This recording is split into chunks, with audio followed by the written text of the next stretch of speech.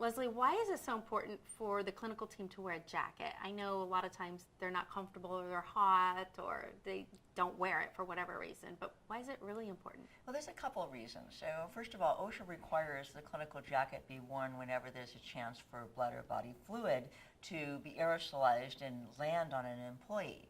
So in those circumstances, and the employer can determine the circumstances that when you're performing dental procedures with aerosol generating devices, certainly there's going to be some air and water that could reach the employee and reach their skin or their street clothing. But the other reason is that, and this is a little bit apart from OSHA, is on a professional level. Let's say that you go to your general dentist and you need to have a root canal, so you go to the specialist. And you go to the specialty office and they're wearing entirely different types of jackets, and they're wearing a protective eyewear and or a face shield, and you don't remember in your office that they wore anything but short sleeves, and you're thinking, why are they dressed differently?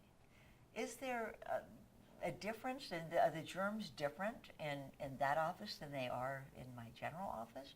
So I always think about the professional image of the practice. What message do you want to convey to your patients? Is it a message of infection prevention and safety?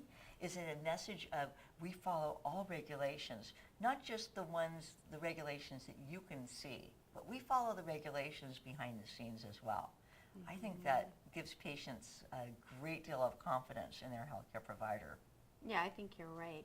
And also, there's disposable jackets, and then the ones that they actually launder within their practice, right? And does not leave the building.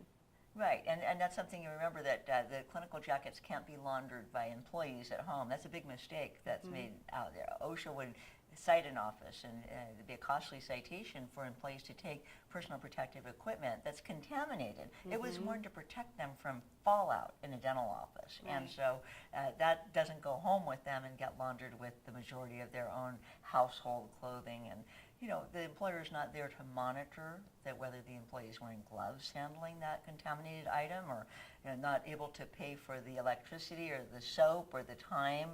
Even if they did give a little stipend to someone who was willing to take home contaminated personal protective equipment, it would violate OSHA's regulations.